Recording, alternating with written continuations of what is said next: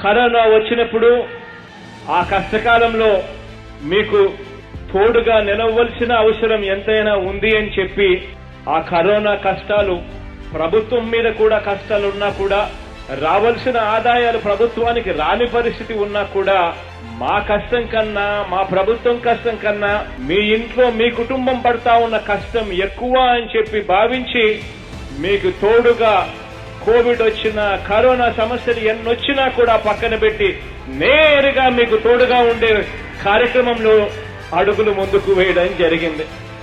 Corona కష్టకాలంలో నా అన్నదమ్ములైన డ్రైవర్లు ఇబ్బంది పడకూడదు అన్న లక్ష్యంతో ఇంతకు ముందు సంవత్సరం ఇచ్చిన దానికన్నా కూడా 4 నెలల ముందుగానే వైఎస్ఆర్ వాహన మిత్ర డబ్బును మీ అకౌంట్లలోకి జమ చేయడం జరిగింది. ఈ ఏడాది కూడా 3 నెలల ముందుగానే మీకు ఈ 10,000 రూపాయల ఆర్థిక సహాయం కూడా చేయడం జరుగుతా ఉంది.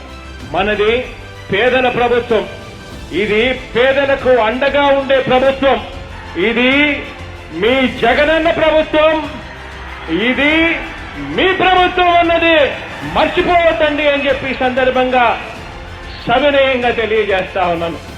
అందుకే దాదాపు 1,65,000 కోట్ల రూపాయలు ఈ 3 ఏళ్ల మన పాలనలో నేరుగా బటన్ నొక్కిన వెంటనే నేరుగా మీ అకౌంట్లలోనూ నా అక్క చెల్లెమ్మల అకౌంట్లలోకి నేరుగా డబ్బులు వెళ్ళిపోవడం.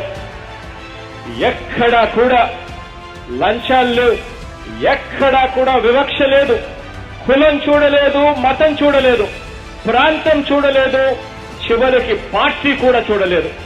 నాకు ఓటు వేయకపోయినా పర్వాలేదు, వాళ్లకు అర్హత ఉంటే మాత్రం ఖచ్చితంగా రావాలి అని చెప్పి ఆదేశాలు ఇచ్చాం.